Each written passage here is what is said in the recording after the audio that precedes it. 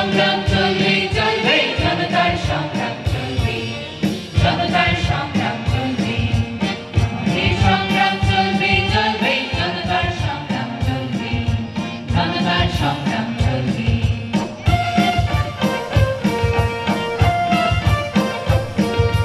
অপমানে অপমানে অসুখ সম্মানে বাঁচবার অধিকার কাটতে রাষ্ট্রের নির্মুখ ছাড়তে অগণিত মানুষের প্রাণপণ যুদ্ধ চলবে চলবে জনতার সংগ্রাম চলবে জনতার সংগ্রাম চলবে আমাদের সংগ্রাম চলবে চলবে জনতার সংগ্রাম চলবে জনতার সংগ্রাম চলবে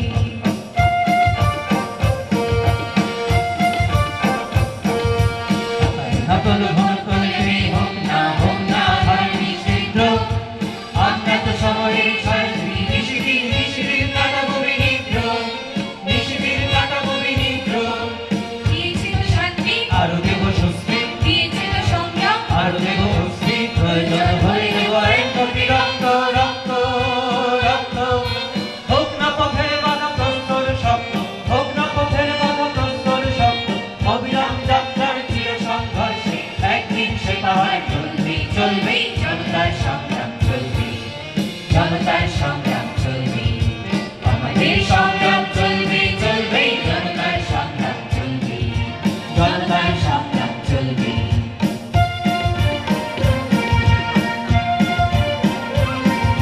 হতে পারি কখনো আরো বিধ্বস্ত বিকৃত নয় তবু তিক্ত আমরা তো সুস্থির লক্ষ্যে যাত্রী চলবার আবেগে তৃপ্ত হতে পারি কখনো আরো বিধ্বস্ত বিকৃত নয় তবু তিক্ত আমরা তো সুস্থির লক্ষ্যে যাত্রী চলবার আবেগে তৃপ্ত আমাদের পথরেখা দুঃসর দুর্গম আমাদের পথরেখা দুঃসর দুর্গম সাথে তবু অগণিত সঙ্গী বেদনার কোটি কোটি অংশী আমাদের ছোট চোখের এই ভানুকি সকল বিরোধ বিধ্বংসী এই কালো রাত্রি সুখী নর্মল পুরদিন আমরা যে ভাঙবই মুক্ততারে সরাহান হই আমাদের শপথের প্রদীপ্ত স্বাক্ষরে নতুন সূর্য শিখা জ্বলবে জ্বলবে জ্বলবে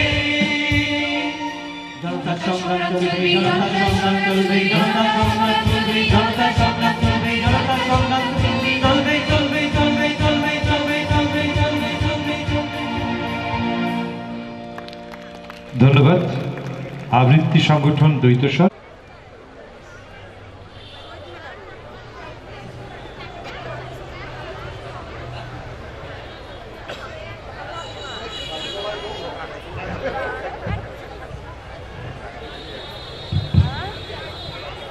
ধন্যবাদ। উপস্থিত সুধীমণ্ডলী, উপস্থিত সিলেটবাসী, আমি পাহাড়ের মুক্তিযোদ্ধা, আমি পাহাড়ি মুক্তিযোদ্ধা, আমি জঙ্গলের মুক্তিযোদ্ধা, আমি জঙ্গলি মুক্তিযোদ্ধা। 1971 সালে আমার পরিচয় ছিল এ দুটি, আমি জঙ্গলি এবং আমি পাহাড়ি। সুধীমণ্ডলী, আমি যখন যুদ্ধে যাই, আমি দ্বাদশ শ্রেণীর ছাত্র, আমার বয়স 19, গায়ে অসুরের মতো শক্তি, বুকে প্রচন্ড সাহস, অদমনীয়, এবং বুক ভর্তি আছে একটাই জিনিস, দেশপ্রেম। আমি দেশকে ভালোবাসি। এই দেশপ্রেমী আমাকে নিয়ে গেছে এই মহান মুক্তিযুদ্ধে। কোন রাজনৈতিক দলীয় ডাকে নয়, কোন রাজনৈতিক উচ্চ বিলাসে নয়, নিজের কোন উচ্চ বিলাসে নয়, শুধু দেশকে ভালোবাসি বলে, মাতৃভূমিকে ভালোবাসি বলে 71 সালে এই পাহাড়ি 19 বছরের নব্য যুবক স্বাধীনতা যুদ্ধে আমি যোগদান করেছিলাম।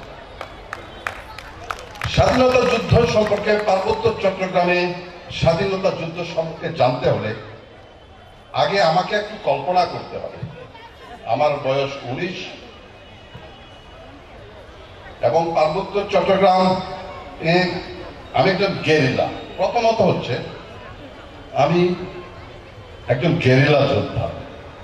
আগের যে বক্তারা বলে গেছেন তারা সবাই কমান্ডার ছিলেন, তাদের অধীনস্থ অনেক সৈনিক ছিল, অনেক সহযোদ্ধা ছিল, কিন্তু আমার মতো একজন নগণ্য ছাত্র মুক্তিযোদ্ধার কোনো কমান্ডার ছিল না। আমি নিজেই আমার কমান্ডার। আমি একজন গেরিলা। আমি চে গুয়েভারার গেরিলা, আমি ফিদেল কাস্ট্রোর গেরিলা, আমি মাও সেতুংয়ের গেরিলা।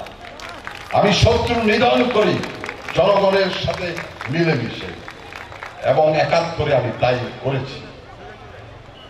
যাই হোক, লম্বা বক্তব্য হয়ে যাচ্ছে, আমি সংক্ষিপ্ত করব। যুদ্ধের প্রচুর স্মৃতি, কটা বলে শেষ করে যাব। যাই হোক, একটা স্মৃতি যেটা আমার সারা জীবনের জন্য স্মরণীয় এবং বরণীয়, এবং আমার মনে হয় এই অ্যাচিভমেন্ট, এই যেটা আমি জয় করেছি, সেটা একটা ইতিহাস করে আমি রেখে গেছি এই দেশের জন্য। এই দেশের জন্য না হলেও অন্তত পার্বত্য চট্টগ্রামের জন্য। পার্বত্য চট্টগ্রামে যখন যুদ্ধ চলে, ডিসেম্বরের 12 তারিখ আমি বরকল নামক একটা স্থান ছিল, সেখানে আমি যুদ্ধরত ছিলাম। দেমাগিরি, মিজোরামের দেমাগিরি থেকে আমার ডাক পড়লো যে আমাকে দেমাগিরি যেতে হবে, কারণ আমাকে একটা বিশেষ মিশনে পাঠানো হচ্ছে। আমি উৎফুল্ল হলাম, বাহ, তাই তো, বিশেষ মিশনই তো আমি চাই দেশের তরে যদি আমি শহীদ হতে পারি, আমি জীবন দান করতে পারি, আমি হব সর্বকালের সর্বশ্রেষ্ঠ মুক্তিযোদ্ধা। যাই হোক, আমি দেমাগিরিতে আসলাম। দেমাগিরি হচ্ছে একটা সীমান্ত শহর, পার্বত্য চট্টগ্রামের জাস্ট পূর্ব দিকে, মিজোরামের ছোট্ট সীমান্ত শহর, যেখানে যুদ্ধের হেডকোয়ার্টার ছিল। তো 13ই ডিসেম্বর রাতের বেলা সেখানে ব্রিফিং হচ্ছে। সেখানে কোম্পানি কমান্ডার ছিলেন মেজর সুরি। আমাদের মিশন হচ্ছে ক্যাপচার রাঙ্গামাটি, রাঙ্গামাটি দখল করো। যাই হোক, কিছুটা চিন্তিত হলাম, রাঙ্গামাটি দখল করব কিভাবে।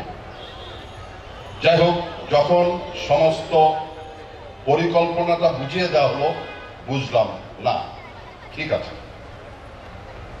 ঠিক পরিকল্পনা মোতাবেক হেলিপ্যাডে, যেখানে হেলিকপ্টার দাঁড়ানো থাকে যুদ্ধের জন্য, আমরা সবাই সমবেত হলাম। এক কোম্পানি এবং সাথে 2 জন মুক্তিযোদ্ধা, একজন আমি, মনীষ দেওয়ান, এবং আমার সহযোদ্ধা শামসুদ্দিন।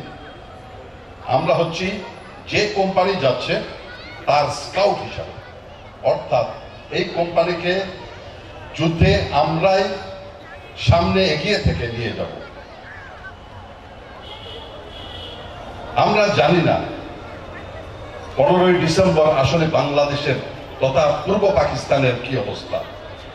এখন জানি 15ই ডিসেম্বর অর্থাৎ ততক্ষণে ভারতীয় মিত্র বাহিনী ঢাকার আশেপাশে পৌঁছে গিয়েছে।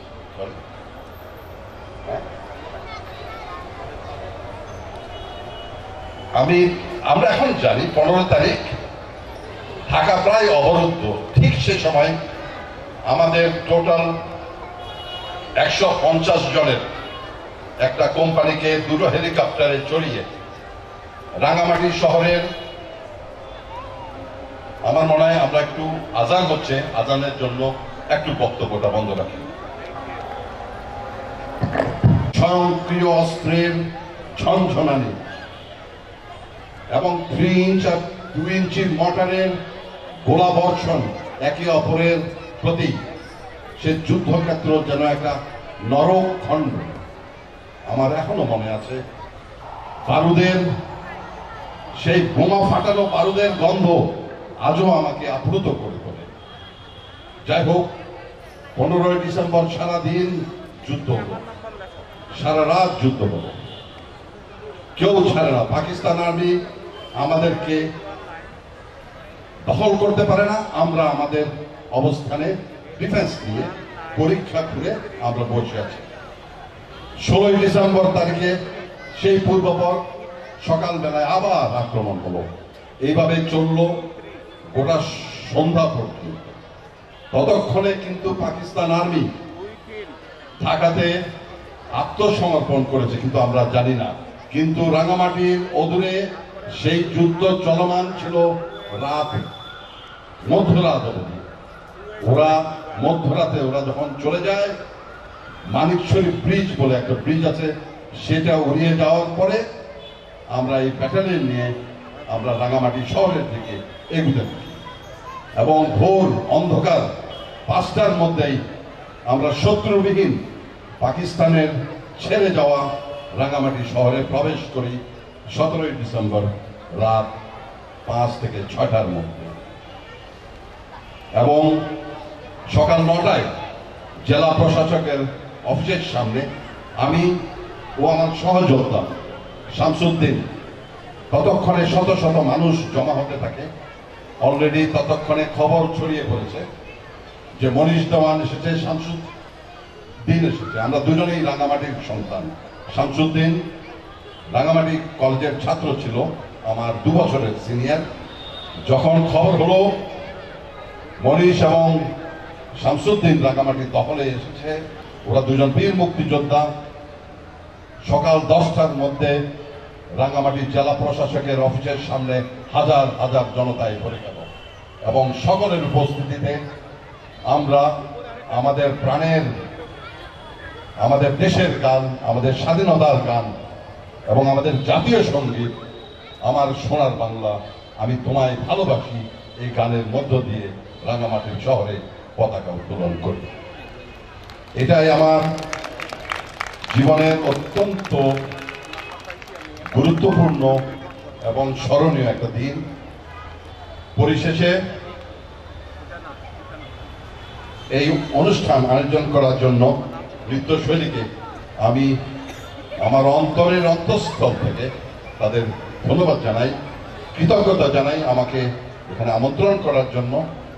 এবং আমি ধন্যবাদ জানাই সেই সমস্ত শিল্পীদেরকে যারা নৃত্য প্রদর্শন করেছে, যারা এখানে গান গেয়েছে, তাদের পারফরমেন্স অত্যন্ত মনোমুগ্ধকর ছিল।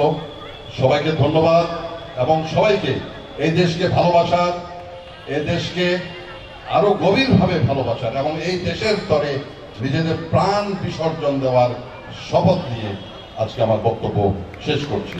সবাইকে ধন্যবাদ।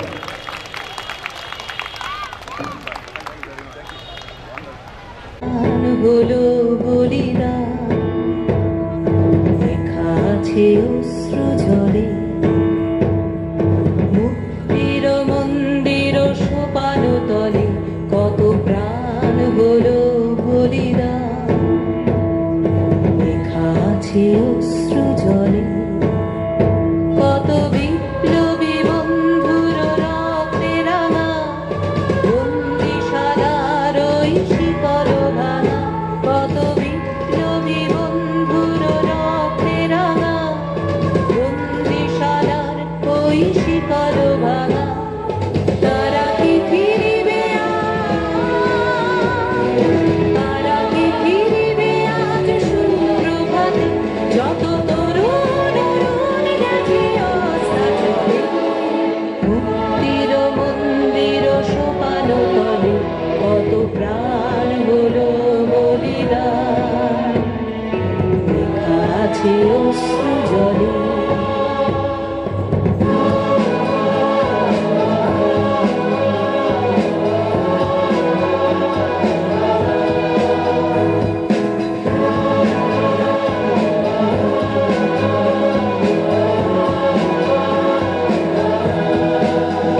যারা স্বর্গগত তারা এখনো জানে স্বর্গের চেয়ে প্রিয় জন্মভূমি, এসো স্বদেশ ব্রতের মহাদীক্ষালভে। যারা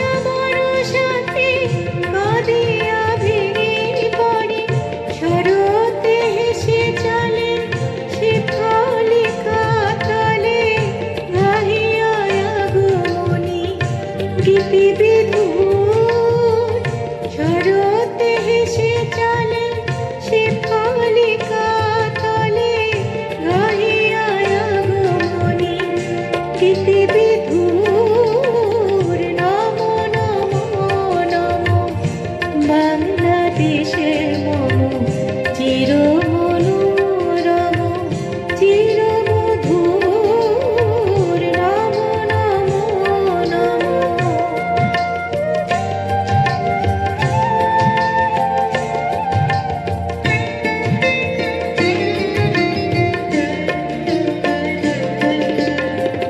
হরিত অঞ্চল হেমন্তে দোলায় হেরে সে মাঠে মাঠে শিশির ভেজা পায় হরিত অঞ্চল হেমন্তে দোলায় হেরে সে মাঠে মাঠে শিশির ভেজা পায় শীতের আলস বেলা পাতা ঝরারি খেলা আগুনে পরে সাজ ফুল মধুর শীতের আলস বেলা পাতা ঝরারি খেলা আগুনে পরে সাজ ফুল মধুর নমো নমো নমো বাংলাদেশে মম চির মনোরম চির মধুর নমো নমো নমো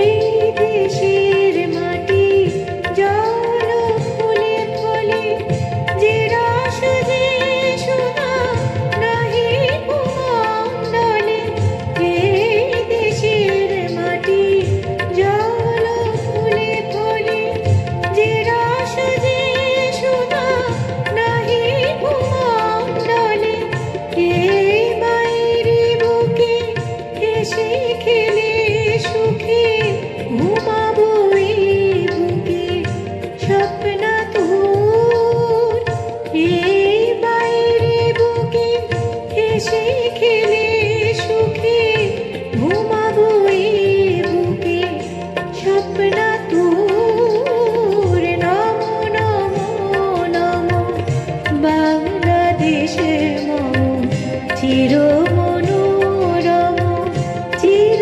মধুর বুকে নিরবধি বহে শত নদী চরণে জলধীর বাজে নূপুর নমো নমো নমো বাংলাদেশে মম চির মনোরম চির মধুর নমো নমো নমো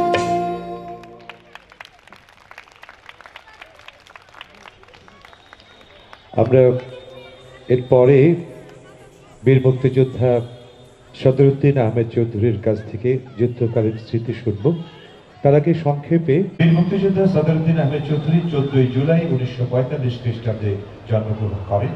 তার পিতা মরহুম আবুল ফজল চৌধুরী ও মাতা মরহুম নুরুন্নিসা খাতুন চৌধুরী। তিনি 1963 সালে এসএসসি এবং 65 সালে এইচএসসি এবং 1972 সালে বিএসসি পাশ করেন। 1962 সালে স্কুলে থাকাকালীন তৎকালীন পূর্ব পাকিস্তান ছাত্রলীগের সদস্য ছিলেন। 1965 থেকে 67 খ্রিস্টাব্দ পর্যন্ত সিলেট মেডিকেল কলেজে অধ্যয়ন করেন। 1966 থেকে 67 খ্রিস্টাব্দে জেলা ছাত্রলীগের সহ সম্পাদক। 1967 থেকে 68 খ্রিস্টাব্দে সিলেট শহর ছাত্রলীগের সভাপতি। 1968 থেকে 69 খ্রিস্টাব্দে জেলা ছাত্রলীগের সাংগঠনিক সম্পাদক এবং 1969 থেকে 72 খ্রিস্টাব্দ পর্যন্ত সিলেট জেলা বর্তমান বিভাগ ছাত্রলীগের সভাপতির দায়িত্ব পালন করেন। 1962 খ্রিস্টাব্দে স্কুলের ছাত্র অবস্থায় হামদুর রহমান শিক্ষা কমিশন রিপোর্টের বিরুদ্ধে আন্দোলনে অংশগ্রহণ করেন তিনি। 1966 সালে 6 দফা আন্দোলনে সক্রিয় অংশগ্রহণ করেন তিনি।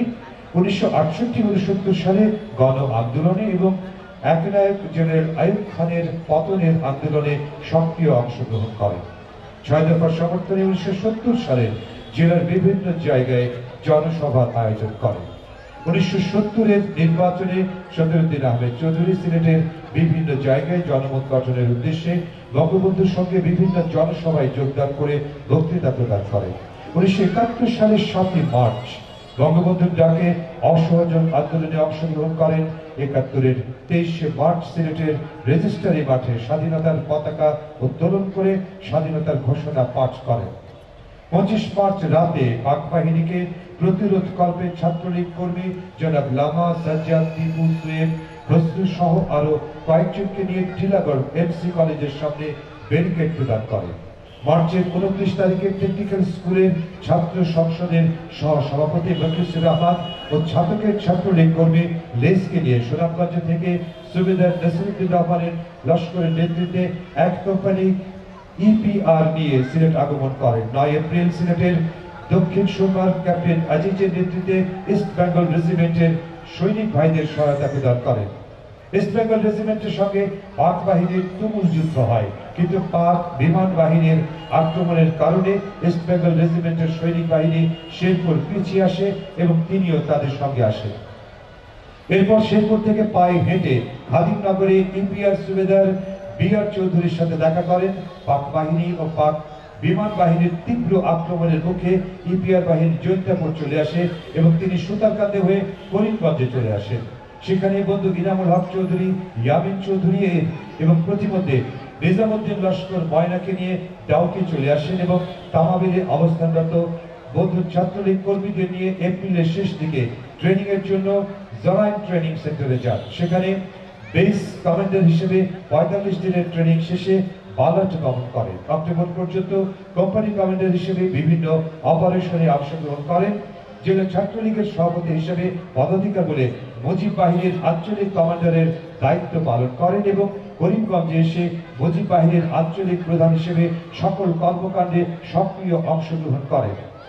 9 ডিসেম্বর মুজিব বাহিনীর 15 জন সদস্যদের নিয়ে হেলিকপ্টারে ডুবরি হাওরে বর্তমান শাহজালাল উপশহরে অবতরণ করেন এবং 45 গুর্খা রেজিমেন্টের সাথে যোগদান করেন।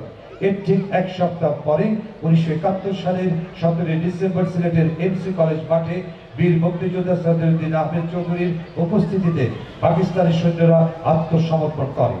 সম্মুখ সমরে বীর মুক্তিযোদ্ধা জনাব সদরুদ্দিন আহমেদ চৌধুরী জাতির একজন সূর্য সন্তান। নৃত্যশৈলী সিলেট স্বাধীনতার সুবর্ণ জয়ন্তী ও জাতির পিতা বঙ্গবন্ধু শেখ মুজিবুর রহমানের জন্মশতবর্ষের বিজয় উৎসবের বায়ুদ্রুপানে তাঁর প্রতি বিনম্র শ্রদ্ধাঞ্জলি নিবেদন করছে। আমন্ত্রণ জানাচ্ছি বীর মুক্তিযোদ্ধা জনাব সদরুদ্দিন আহমেদ চৌধুরীকে।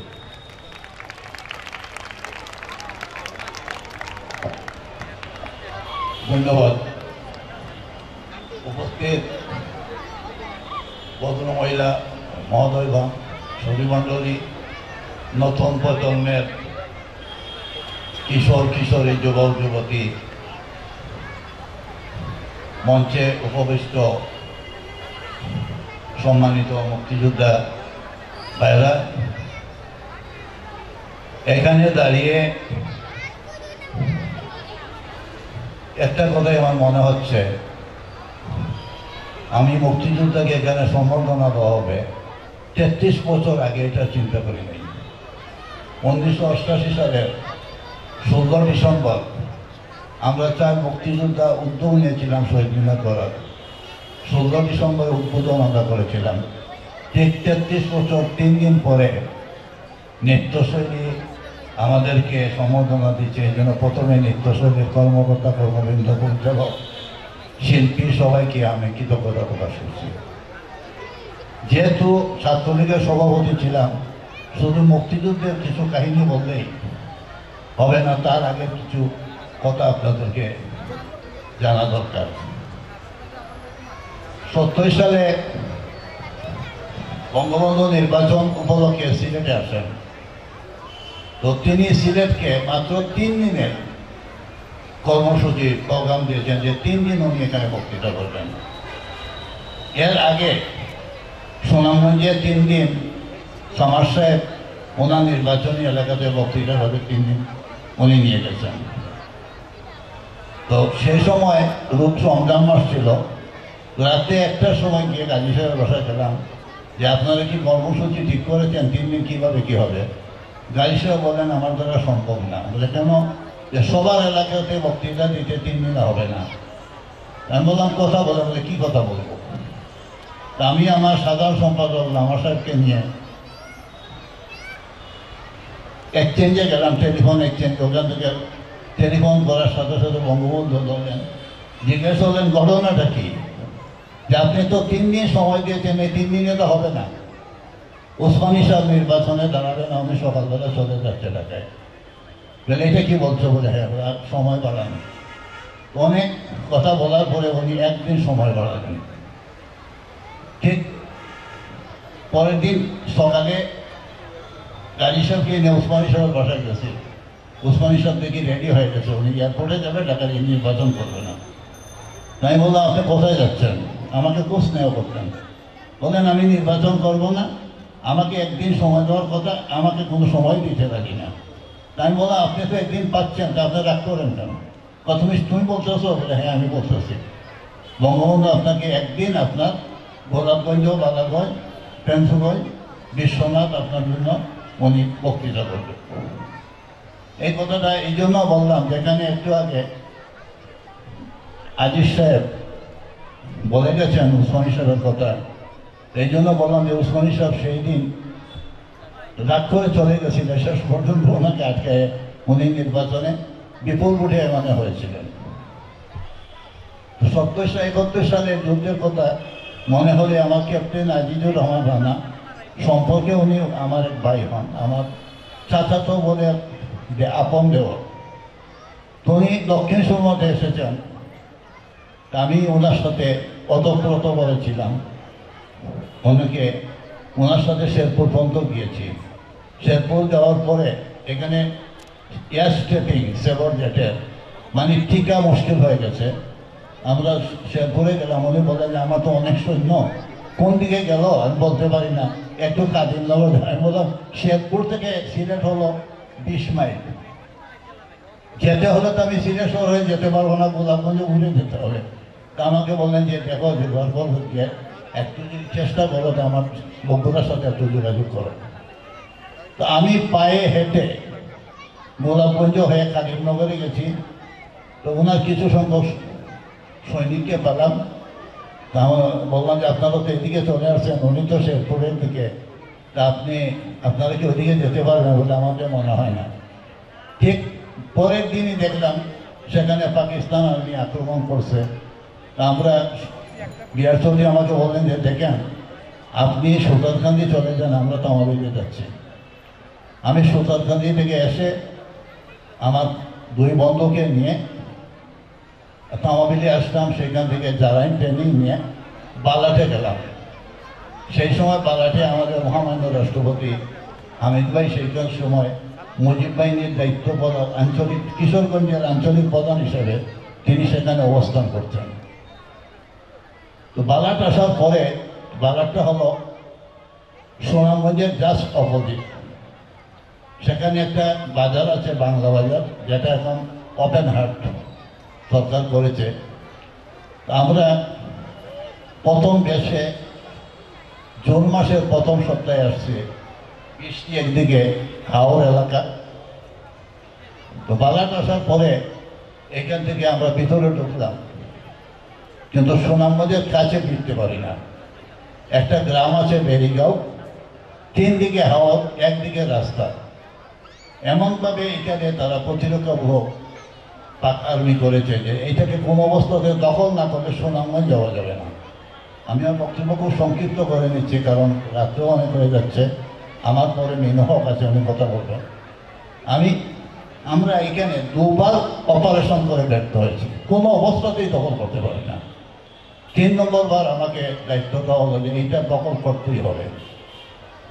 এর আগে একবার ইন্ডিয়ান আর্মি 3 মোটর দিয়ে কভারিং ফায়ার দিয়েছে, একটা গোলাও ওই বেরিগাঁওর উপরে পড়ে না, সব হাওড়ে। আমি বললাম যে আপনারা এক কাজ করেন, ভোরবেলা আমাকে কভারিং ফায়ার দেন। আমরা 12 জন ঠিক করলাম আমার সাথে, আমি সহ 12 জন। আর বাকি পুরা কোম্পানিকে দিলাম, যেখানে রাস্তা বলে সেখানে তোমরা ঠিক ভুলবেলা আক্রমণ করবা। আর যে 6-7টা বাংকার আছে আমরা ওইটাকে সাইলেন্ট করে দেবো, যা মরবো মরবো, আর না হলে বাংকার ডাকবেন। ঠিক রাতে 2টার সময় সাঁতার কেটে আমার সহকর্মী একজন বলতেছে, স্যার অনেক যুগ তো আছে, আমরা যুগে খাইলে মরবো না, কিন্তু গুলি খেলে তো মরে যাবো। কথা বন্ধ, গ্রেনেড 2টা 4টা নিয়ে, আর কোনো অস্ত্র না, সাঁতার কেটে 2 ঘন্টা আমরা পানিতে থেকে একেবারে ওদের কাছে, যাতে না বুঝতে পারে। তারপরে চেঞ্জ মোটরে কভারিং ফায়ার দিয়েছে। আমরা এক একটা বাংকারে 2 জন করে আক্রমণ করেছি, একটা বাংকারও লাইন সব উড়িয়ে দিয়েছি। ঠিক ভোরবেলা যখন সূর্য উঠে আমাদের ভাই সহযোগিতা ভাইরা তুমুল জোরে আক্রমণ করেছে ব্যারিকেডের উপরে। অনেক পাক আর্মি মারা গেছে, তাদেরকে আমরা মাটি চাপা দিয়েছি, রাজাকার ছিল, বাকি সব পালিয়ে সোনাময় চলে গেছে। এই অপারেশনের কথা মনে হলে আমার 2 জন সহকর্মীর কথা মনে হয়, যারা শহীদ হয়েছেন। একজনের নাম অরবিন্দ, একজন কবিত্র। এদের কথা মনে হয় আমার আর চোখে জল আসে। আমি সবাইকে ধন্যবাদ জানাচ্ছি। এই সুবর্ণ জয়ন্তীতে, বিজয়ের 25 বছরে, এবং শুধু তাই না, নতুন প্রজন্মকে একটা কথাই বলবো, মনীষ চৌহান একটা কথা বলে যে আমি ওনার সাথে একমত। দেশপ্রেম না থাকলে, বুকে সাহস না থাকলে কেউ মুক্তিযুদ্ধে যায় নাই। দেশপ্রেম নিয়ে মুক্তিযুদ্ধে গিয়েছি, সাহস ছিল, অদম্য সাহস একটাই ছিল যে দেশ স্বাধীন করবো, না হলে মারা যাব। আমার ছোট ভাইও মুক্তিযোদ্ধা, আমার বোনও মুক্তিযোদ্ধা। সে করিমগঞ্জ হাসপাতালে নার্স ছিল, স্কুলের SSC পরীক্ষার্থী। আমার মা নিজে নিয়ে যেতেন, কথা আমিও নিজে নার্সিং করব। আমি মুক্তিযোদ্ধা পরিবারের সন্তান, এবং আমি মনে করি যে যতদিন পর্যন্ত বঙ্গবন্ধুর আদর্শ, স্বাধীনতার চেতনা, জয় বাংলা স্লোগান বুকে থাকবে, এই দেশ টিকে থাকবে। এই দেশে অনেকে বলেন যে রাজাকারের সংখ্যা বাড়বেই। তো 70 সালে আওয়ামী লীগ 70 ভোট পেয়েছিল, 30 ভোট বিপক্ষে ছিল। তাদের প্রজন্ম এই শহীদ মিনারও রাজাকাররা ভেঙে দিয়েছিল। তো আমি একটা মনে করি, মুক্তিযুদ্ধের সপক্ষের শক্তি সবাই ঐক্যবদ্ধ হতে হবে, ঐক্যবদ্ধ হয়ে এদেরকে নির্মূল করতে হবে। আর এই যে আমাদের যে স্বাধীনতার পরে যে সংবিধান রচনা, এটাকে পুরোপুরি বাস্তবায়িত করলে এই দেশ থেকে স্বৈরতন্ত্র, এই দেশ থেকে মৌলবাদ, জঙ্গিবাদ সব নির্মূল হবে। সবাইকে ধন্যবাদ জানিয়ে আমার বক্তব্য শেষ করছি। জয় বাংলা।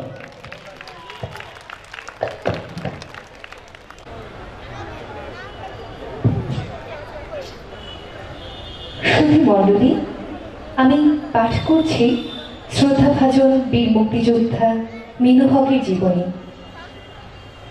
মিনু হক অত্যন্ত প্রগতিশীল অসাম্প্রদায়িক চিন্তা চেতনার মানুষ।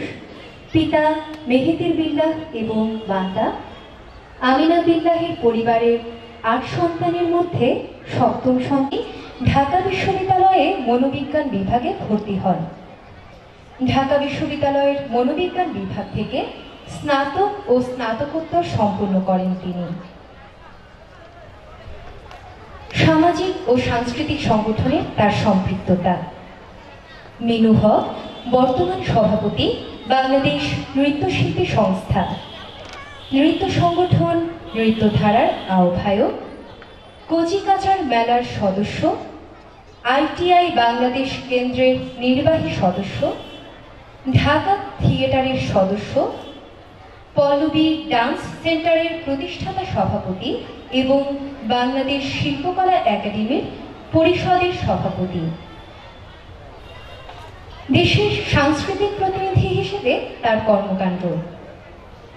বুলবুল ললিতকলা একাডেমির প্রযোজনা বিভাগের নিয়মিত সদস্য হিসেবে মিনু হক 1970 সালে ইন্দোনেশিয়া, মালয়েশিয়া ও থাইল্যান্ড সফরে দেশের কৃষি সংস্কৃতি সমৃদ্ধ দলীয় বিভিন্ন নৃত্য পরিবেশন করেন। 1972 সালে ভারতের কলকাতায় মৈত্রী মেলায় প্রদর্শিত নৃত্যনাট্যে তিনি অংশগ্রহণ করেন। 1973 সালে বার্লিনে অনুষ্ঠিত বিশ্ব যুব সম্মেলনে বাংলাদেশ সাংস্কৃতিক দলের সদস্য হিসেবে তিনি অংশগ্রহণ করেন। 1974 সালে অস্ট্রেলিয়া সফর এবং হংকংয়ে অনুষ্ঠিত আন্তর্জাতিক আর্টস ফেস্টিভ্যালে অংশগ্রহণ করেন। তিনি 1981 সালে সাংস্কৃতিক দলের সদস্য হিসেবে কাতারে এবং নেপালে, 1982 সালে ভারতের ICCR এর আমন্ত্রণে মাসব্যাপী সমগ্র ভারতের বিভিন্ন শহরে প্রদর্শিত নৃত্যানুষ্ঠানে অংশগ্রহণ করেন। 1998 সালে সিঙ্গাপুরে সাংস্কৃতিক দলের সদস্য হিসেবে অংশগ্রহণ করেন। 2001 সালে ভিয়েতনামে সাংস্কৃতিক দলের সদস্য হিসেবে অংশগ্রহণ করেন। 2008 সালে কলকাতার ডান্স ট্রপ ডান্সার্স গিল্ডের 25 বছর পূর্তি অনুষ্ঠানে পল্লবী ডান্স সেন্টার নৃত্য পরিবেশন করে। ভারতের স্যাটেলাইট টিভি চ্যানেল তারা টিভিতে প্রদর্শনের জন্য ধারণকৃত 8টি নৃত্যে তিনি কোরিওগ্রাফির দায়িত্ব পালন করেন। 2012 সালে রবীন্দ্রনাথ ঠাকুরের 150তম জন্মবার্ষিকী উপলক্ষে ভারত বাংলাদেশ সরকারের যৌথ আয়োজনে নয়াদিল্লির উৎসবে পল্লবী ডান্স সেন্টারের পক্ষ থেকে সাতমোচন নৃত্যনাট্যটি প্রদর্শিত হয়। 2015 সালে পূর্ব ভারতের ত্রিপুরা রাজ্যে আগরতলায় আয়োজিত রবীন্দ্র জয়ন্তী অনুষ্ঠানে পল্লবী ডান্স সেন্টার সাতমোচন নৃত্যনাট্যটি প্রদর্শন করে। 2015 সালে কলকাতার অরবিন্দ কালচারাল ইনস্টিটিউটের কলাকেন্দ্রের আমন্ত্রণে উৎসবে অংশগ্রহণ ও নৃত্যনাট্য পরিবেশন করেন তিনি। 2016 সালে পশ্চিমবঙ্গের মুর্শিদাবাদে বহরমপুর কলাকেন্দ্রের আমন্ত্রণে তিনি নৃত্যানুষ্ঠানে অংশগ্রহণ করেন। শ্রদ্ধাভাজন মিনু হকের পদক ও সম্মাননা প্রাপ্তি। 2014 সালে মুক্তিযুদ্ধ সময়কালে অবদানের জন্য স্বাধীনতার 40 বছরে গণস্বাস্থ্য কেন্দ্র থেকে সম্মাননা পদক প্রাপ্ত। 1997 সালে লিও ইন্টারন্যাশনাল অ্যাওয়ার্ড প্রাপ্তি। 2003 সালে বুলবুল চৌধুরী স্মৃতি সম্মাননা প্রাপ্তি। 2005 সালে সুরঙ্গমা নৃত্যাঙ্গনের আজীবন সম্মাননা স্মারক প্রাপ্তি।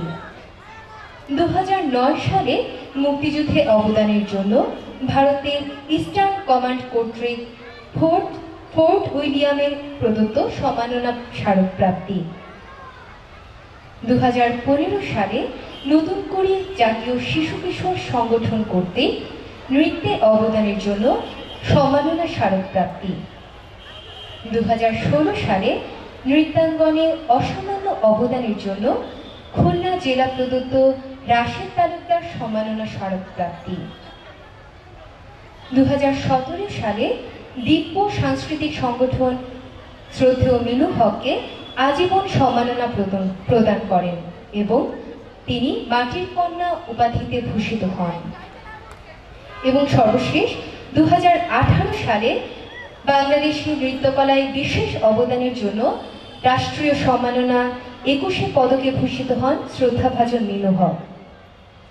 আমি এবারে বীর মুক্তিযোদ্ধা শ্রদ্ধাভাজন মিনু হককে বিনীত অনুরোধ জানাচ্ছি 1971 তার যুদ্ধদিনের গল্প সকণ্ঠে আমাদেরকে শোনানোর জন্য।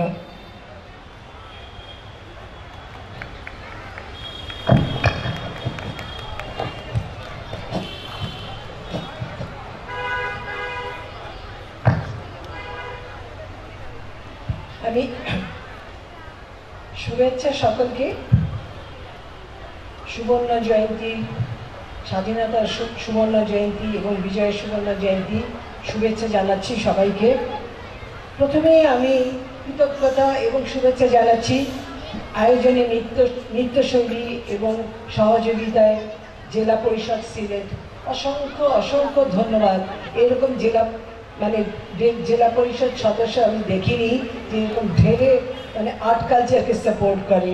আমি এই জায়গাতে আমি জেলা পরিষদ ওনার কাছে ডিসি সাহেবের কাছে আমি অত্যন্ত কৃতজ্ঞ যে উনি আর্ট কালচারকে সাপোর্ট করছেন, বিকজ আমি একজন আর্টিস্ট। সেই জন্য আর নাচের ব্যাপারে এই বাচ্চাগুলো যে নেচে গেছে জুয়ের পরিচালনায়, আবার অন্যান্য যারা আছে তাদের সবাইকে আমি অভিনন্দন জানাচ্ছি আমাদেরকে এত সুন্দর নাচ দেখানোর জন্য। এবং বিশেষ করে আমাদেরকে যেই সম্মাননাটা দেওয়া হয়েছে অপূর্ব অপূর্ব, এক কথায় আমি কৃতজ্ঞ নৃত্যশৈলীর কাছে এবং জেলা পরিষদের কাছে।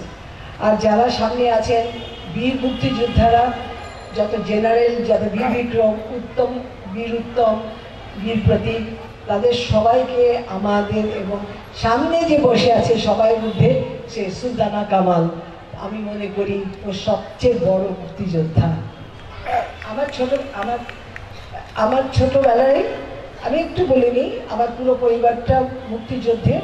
আমার বড় বোনের হাজব্যান্ড শহীদ আলতাফ মাহমুদ, অমর একুশের সুরকার। আমার প্রত্যেকটা ভাই বোন গান করে, নাচ, মানে আমি একমাত্র নাচ করি, আমার বড় বোন একটু নাচতো।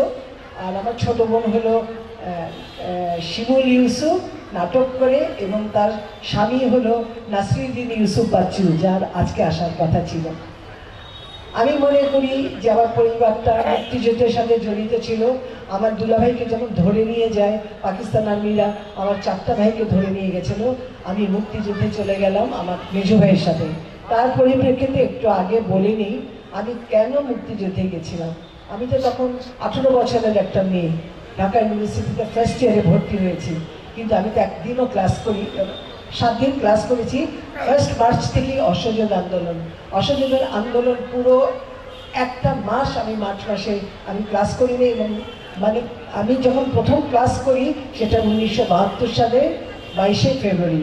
আমরা ফিরেছি মানে মানে ভারত থেকে, আমি সুলতানা কামাল একসাথে, সেটা হলো 1972 সালের 4 জানুয়ারি। আমার মানে মানে ব্যাকগ্রাউন্ড একটু আলাদা, কারণ আমি নৃত্য শিল্পী বলে আমার নাম পাকিস্তান আর্মিরা তখন না এন্টারটেনমেন্টের কোনো কিছু ছিল না, এত চ্যানেল ছিল না, একটা 4 পালা ব্ল্যাক অ্যান্ড হোয়াইট একটা ছিল, মানে কী বলে ওটাকে, পাকিস্তান টেলিভিশন, সব পাকিস্তানি রেকর্ডেড গান বাজনা হতো। আর ছিল ইন্ডিয়ান ইঞ্জিনিয়ারিং ইনস্টিটিউট আর ছিল ক্যান্টনমেন্ট, এই 2টা জায়গা ছিল আমাদের। আর আমাদের প্রেসিডেন্ট হাউস, যেটা বঙ্গভবন, গণভবন মানে প্রেসিডেন্ট হাউস যেটা, এই 2টা। তখন পাকিস্তানি জেনারেলরা সব আসছিল ঢাকায় দেখতে, নাচ গান বাঙালিদের দেখতে। তখন আমাদের বাসায় আমাকে আগেই একজন অ্যালার্ট করে দিয়েছে, কিন্তু তুমি সাবধানে থাকো, পাকিস্তান আর্মিরা কিন্তু ডান্সারদেরকে খুঁজে খুঁজে বেড়াচ্ছে। তখন একদিন হঠাৎ আমাদের বাসায়, তার আগে আমি শুনেছি সুলতানা কামাল ও ছোট বোন সাইদা কামাল ওরা চলে গেছে। তখন থেকেই আমার মানে যাওয়ার শখ, কিন্তু কোথায় গেছে ওরা আমরা কিছু জানি না। কারণ একটা কথা কোথায়, আমি ছোটোবেলায় বেশিরভাগ আমি বেগম সুফিয়া কামালের কাছে মানুষ হয়েছি। আর সুলতানা কামাল, যাকে আমি লুলু বলি, সে আমাকে এত আগলে রেখেছে। আমি যখন যুদ্ধে গেছি ওর সেক্টরে, আমি যেই হসপিটালে ওর কাছে গেছি, ও আমাকে একদম আগলে রেখেছে। পরের কথা এটা, তখন একদিন আমাদের বাসায় দেখি একটা পাকিস্তানি আর্মি গাড়ি এসছে, ওখানে কয়েকজন মানে ডান্সার ছিল। তো আমার সেজে ভাই গেছে, গিয়ে বলছে কি মানে কি চান, বলছে কি মিনু বিল্লা ছিলাম, আমি তখন ভাবছিলাম না যে মিনু বিল্লা কাহা হয়। তো বলছে আন্দার মে হ্যাঁ। তো বলছে কি মানে আমরা নিতে এসছি ওকে। তো বলছে কেন, মানে ওর অনেক সাহস, কিন্তু তো বলার ওই সময় ওর বয়সও অনেক কম আমাদের ভাইটার, ওকে তো ধরে নিতে পারতো বা মেরে ফেলতে পারতো। তো বললো যে, তখন আমার ভাই তাৎক্ষণিক বললো যে ওর জ্বর এসছে। বলছে আচ্ছা কাল আসবো। তো এটা বলে আবার এসছে কালকে, বলছে এমন জ্বর, আজকে মানে আমরা ঢুকবো, দেখবো ওকে যে ঠিক আছে কিনা। এর মাঝখানে আমার দুলাভাই শহীদ আলতাফ মাহমুদ আর আতিকুল ইসলাম চৌধুরী, যে আমাদের কয়েকদিন আগে মারা গেল, আমাদের জাতীয় অধ্যাপক রফিকুল ইসলাম স্যার, আমাদের তার ছোট ভাই ছিলেন। অপূর্ব রবীন্দ্রসঙ্গীত গান, মানে সঞ্জিত আপা, আর উনি ভারত থেকে, রবীন্দ্র ভারত থেকে 63 না 2-তে ওনারা রবীন্দ্র ভারত থেকে প্রথম পাকিস্তান আমলে ওনারা রবীন্দ্রসঙ্গীত শিখে এসেছিলেন। তো আমার দুলাভাই আলতাফ ভাইয়ের খুব বন্ধু ছিল। আলতা ভাই তখন তো ল্যান্ডফোনও সবার বাড়িতে ছিল না, কিছুই ছিল না। আমরা এখন যেটা ভাবি তার না, পাকিস্তান একদম অন্যরকম আমাদেরকে কীভাবে যে রেখেছিল। যাই হোক, তেমন করে ফোন করেছে আতিক ভাই, আর আমার দুলাভাই আলতাফ মাহমুদ আমাকে তুলে পলিক্লিনিক বলে একটা এডুকেশনাল ছিলেন, ও ডক্টর সুলতানা, উনি আবার মুক্তিযোদ্ধাদেরকেও করতেন, ট্রিট করতেন এবং নর্মাল পেশেন্টদেরকেও করতেন, যদি বোঝা না যায়। ওনার কাছে নিয়ে গেল ভিতরে, বলছি নিমির পায়ে প্লাস্টার বেঁধে দেন আপনি। তো উনি কোনো রকমের কথা না জিজ্ঞেস করে প্লাস্টার দিয়ে আমার পাটা বেঁধে দিয়েছে। তারপরে আমাকে পাজা করে আতিক ভাইয়ের গাড়িতে, আলতাফ ভাইয়ের গাড়িটা খুব মার্কা মারা ছিল, তো ওনার গাড়িতে আমার বাসায় নিয়ে এসছে। আসার পরে তারপরে দিন এসছে ক্যাপ্টেন, এসে ভিতরে ঢুকে আসলেই দেখে যে আমার পা ভেঙে গেছে। তখন ওরা চলে গেছে, কিন্তু আসলে তো আমার পা ভাঙেনি।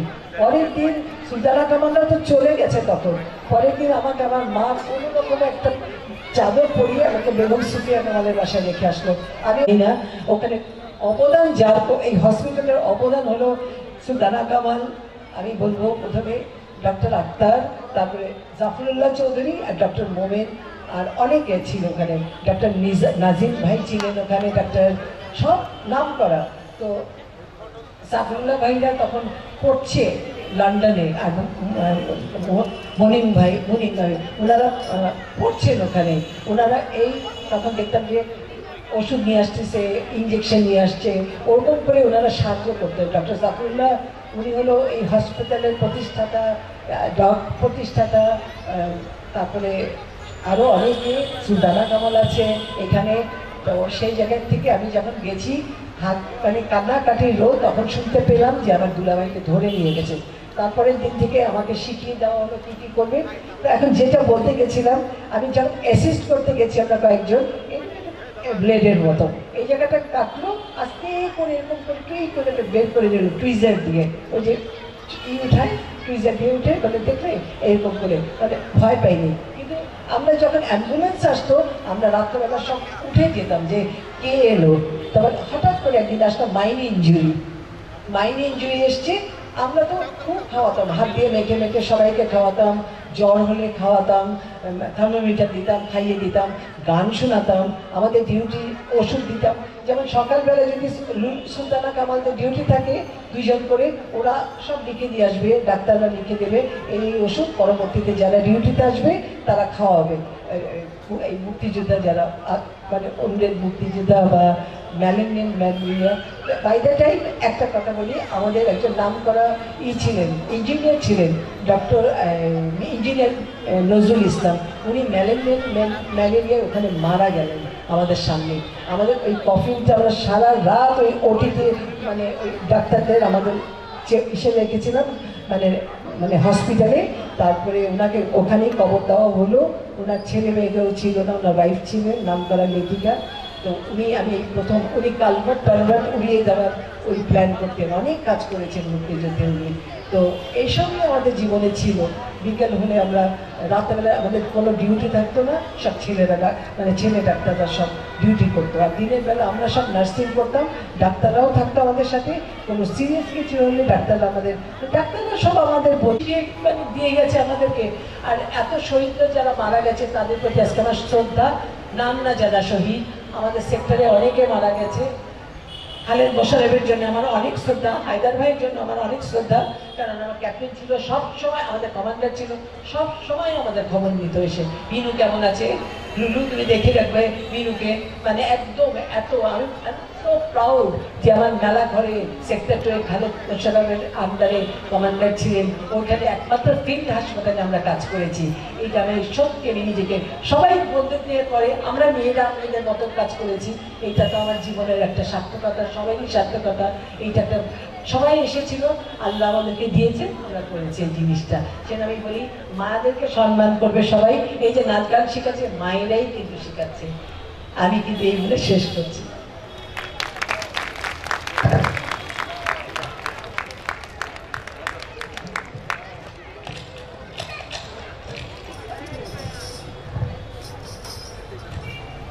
ধন্যবাদ বীর মুক্তিযোদ্ধা শ্রদ্ধেয় মিনু হককে।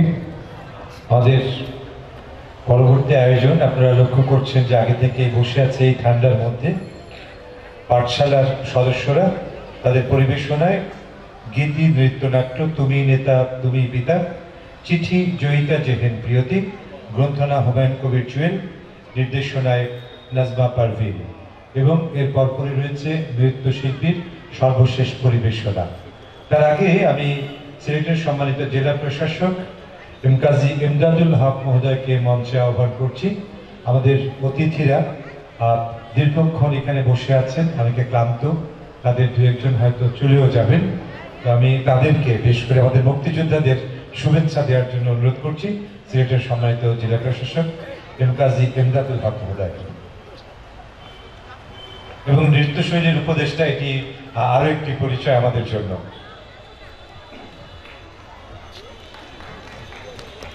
সম্মানিত সিলেটবাসী, বিজয়ের সুবর্ণ জয়ন্তী, স্বাধীনতার সুবর্ণ জয়ন্তী, এই সময়ে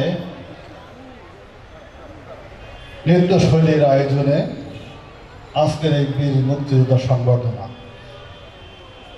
আমরা এতক্ষণ নাচে, গানে, কবিতায় এই সংবর্ধনা অনুষ্ঠানটি পরিচালনা করেছি।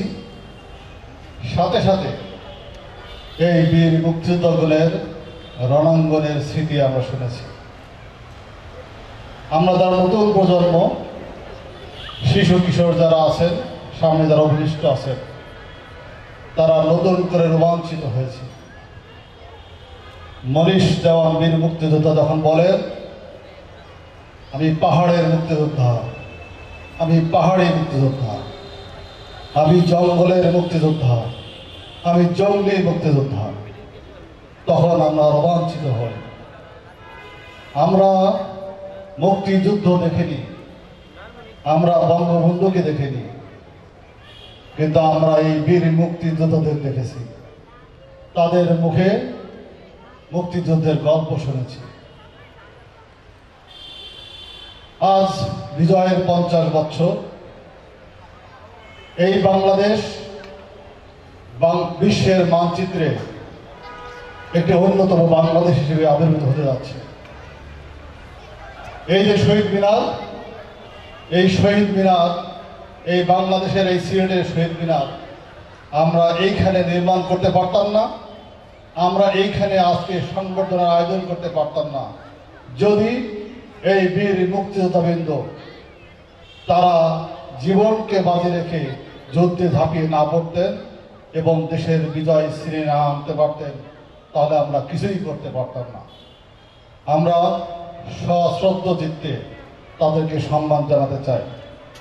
যাদের পিতা বঙ্গবন্ধু শেখ মুজিবুর রহমান, তিনি সকল পেশার মানুষকে আহ্বান জানিয়েছিলেন, যার যা কিছু আছে তাই নিয়ে প্রস্তুত থাকতে, শত্রুর মোকাবেলা করতে হবে।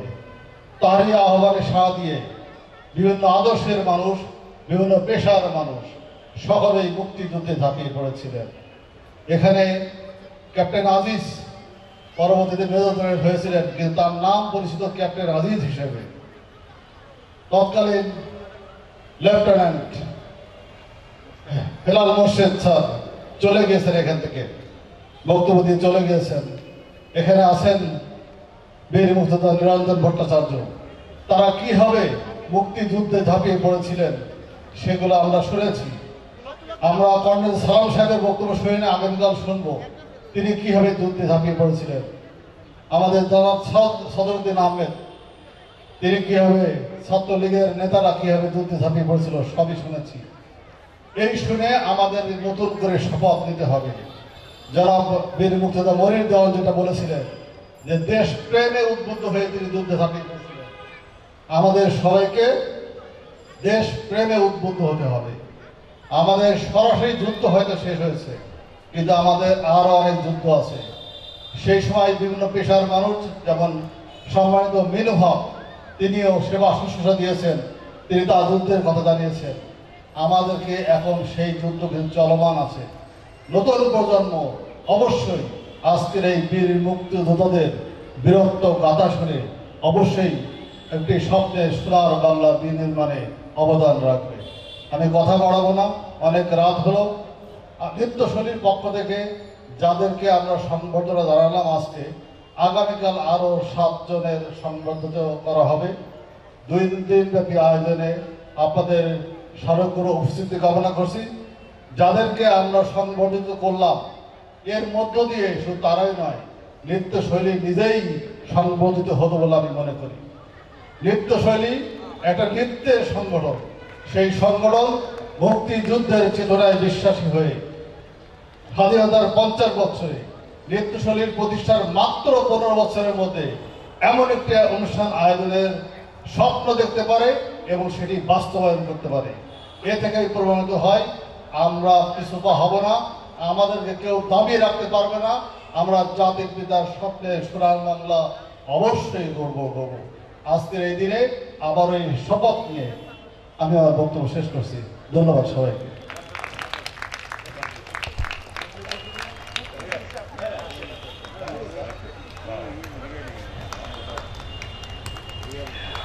আমন্ত্রণ জানাচ্ছি আমাদের এবারের পরিবেশনায়।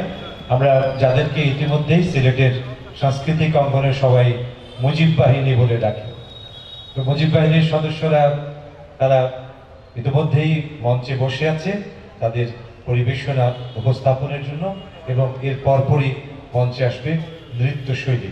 আপনাদেরকে অগ্রিম জানিয়ে রাখছি, আগামীকাল আমাদের অনুষ্ঠান শুরু হবে বিকেল 4টায়। আমাদের জাতীয় পর্যায়ের জাতির শ্রেষ্ঠ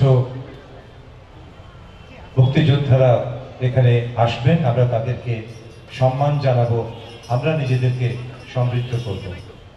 শুরু হচ্ছে তুমি নেতা তুমি পিতা, চিঠি জয়িতা জেহেন প্রিয়তি, গ্রন্থনা হুমায়ুন কবির জুয়েল, নির্দেশনা নাজমা পারভিন, পরিবেশনায় পাঠশালা, এবং এর পরপরই থাকছে নৃত্যশৈলীর সর্বশেষ আয়োজন। ধন্যবাদ সবাইকে।